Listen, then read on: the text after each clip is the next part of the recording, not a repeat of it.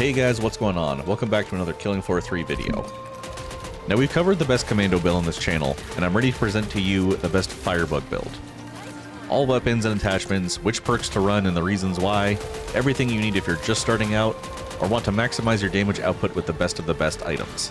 Now, let's get this fired up.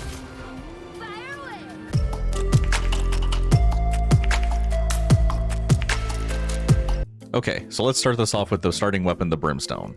It doesn't matter if you're level 1 or level 30, this is the starting weapon you have to use in this class. And while it isn't the worst gun for wave 1, we definitely want to drop it for something with more punch ASAP.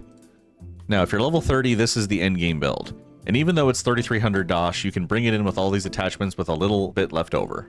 If you're just starting out, the first attachment you want is the white phosphorus flare ammo type. There's two ammo types for this gun, but this one increases the upfront damage. The other type decreases the initial damage, but increases the burn affliction. So, do you want more immediate damage or more burning over time? I think immediate damage is the way to go here. They still burn, you still create all the fire you want, but this one's more punchy. Second up is the Magnesium Accelerator. This gives you more accuracy, burn affliction, and projectile speed. And it's much better than a compensator or muzzle brake, which just gives you recoil control or accuracy. Third slot only has one option, so a laser sight it is.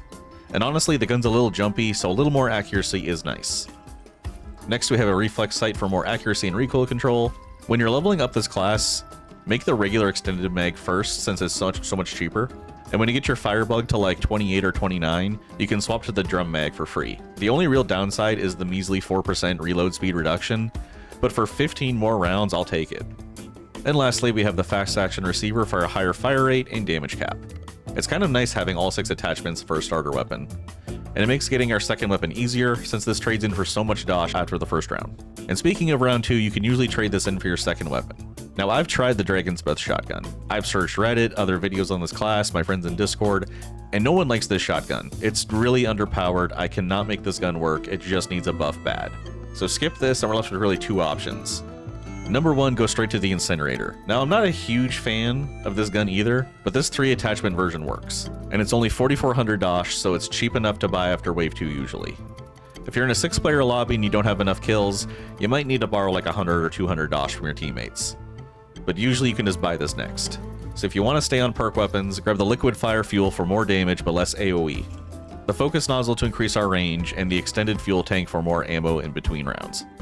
The underbarrel launcher and shotgun cost way too much to get this weapon early, and that goes for the receivers as well. Remember, this is just to hold you over until you can get your power weapon. But honestly, I grabbed the Bonebreaker shotgun for the engineer's tree as my second weapon. You don't get any penalties for picking off-spec weapons, so, use them. This build costs 4700 dosh, and yeah, I can usually afford this gun on the second wave as well. The most broken version of this gun isn't with fire, so you're going to use some perk bonuses with this route, but it's still worth it. If you want, there are incendiary shells if you don't mind a little less damage but want to keep the fire theme going, but otherwise a laser sight for hipfire accuracy, a drum magazine for less reloads, and the fast action receiver for a faster fire rate. The shotgun is nuts, seriously, give it a try. And that brings us to our final weapon, the Vulcan. Now I'm sure you've seen this gun everywhere by now. It's legitimately the strongest weapon in the entire game, and it's in our class, so we even get more damage by using it.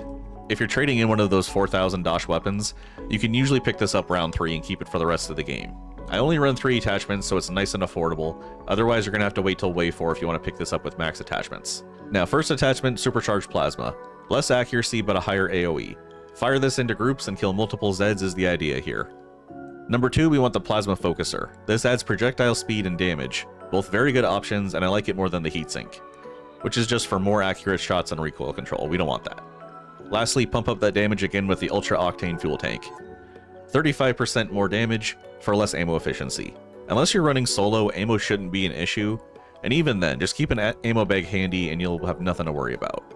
I don't use a receiver, the first one adds ammo efficiency for less damage, we ain't about that life. The accelerator receiver messes with the alt fire and we don't really use that, so no. And the slow tick kills our fire rate for some more damage, but also increasing our weapon cost over 6300 dosh. It's just not worth it, lads. 3 attachments and you'll be just fine. I've cleared Hell on Earth solo with this bad boy, you just gotta make sure you've got ammo bags or a trader pod near the end of the wave. Lastly, for the pistol, I like to keep this cheap, just 2 attachments. Just like the commando build so it doesn't break the bank when you're trying to upgrade. You're gonna need to buy body armor and ammo as well as new weapons, so let's just keep it at 2 attachments. Armor piercing rounds and the speed loader. You're really only going to pull this bad boy out when things aren't going well, so faster reloads and more damage against husks and sirens is where you want to be. You really don't need a sight or a laser. Alright, now let's talk perks. In the first tree you have Firewall and Too Hot to Handle. Firewall decreases the damage we take by 25% when enemies are burning, which they always will be, unless you know, on wave 2 have the Road Breaker shotgun with explosive rounds, but, you know, even then. Too Hot to Handle just gives you a small retaliation when you get hit, but you know, you don't want to get hit anyways, so.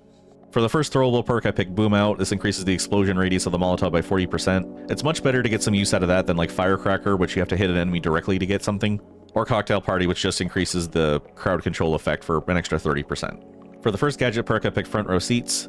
Nearby enemies take 30% increased damage from the Wildfire's Blast Wave, which is your ultimate. I think it's better than just getting a one-time reload for 10 seconds. And honestly, you have enough ways to stay alive. You really don't need to build this for survivability.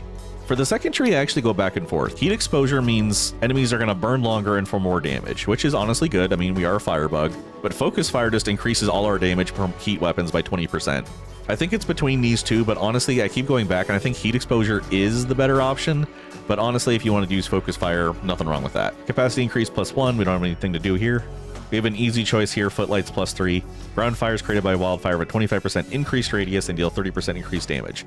Let's just maximize our ult here. The other one, Speedy Exit, just gives us an extra bit of movement speed for a couple seconds. I mean, that's fine, but this is just way better. For the tier 3 slots, we have Field of Burn, which increases your maximum ammo capacity, or make our ground fire effects bigger by 30% and apply Enfeeble Infliction. Except for rare scenarios, you really don't need the extra 30% ammo. I mean, it does come up from time to time, but Slow Cook is always going to matter if you're using fire weapons, so I like to have this option.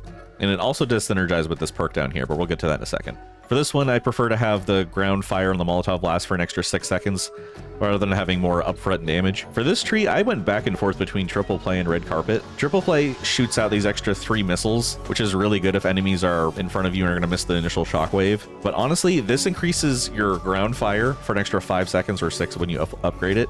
It increases all of your heat weapon damage by 20%. So just run into a group of Zeds, blow them up, and if you have any chainsaws or flesh pounds left over, just shoot them with your Vulcan or whatever and deal an extra 20% damage. And that goes double for bosses. Alright, down here, I think you can go either way. Either Hot Foot, which heals you for 3, 4, or 5 health points per second, or Red Zone, which is going to increase your armor for killing nearby Zeds.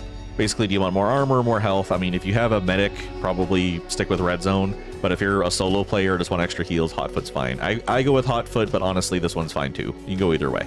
An extra grenade. Now, Hot Streak is one of those things that sounds good on paper. Killing nearby enemies grants more gadget activation, meaning you can use your Wildfire Blast more option. But it only counts for nearby enemies. Whereas Blast Zone is going to increase the Wildfire Blast radius by 60% when fully upgraded. Honestly, I'd rather just have the better Blast Zone than maybe trying to squeak out a second one. I know I said the opposite during the Commando video, but honestly for this, it actually is different. Down here, we have one perfect option, Extinguisher +3. Weapon reload speed is increased by 25%, and whenever you reload, it causes nearby enemies to burn and panic. So if you're getting surrounded, you get a little bonus, but honestly, 25% reload speed was good enough on its own. I'm gonna be honest, I don't really use Bash, so nothing there. Explosive Reaction is okay, but it's not better than 25% reload speed.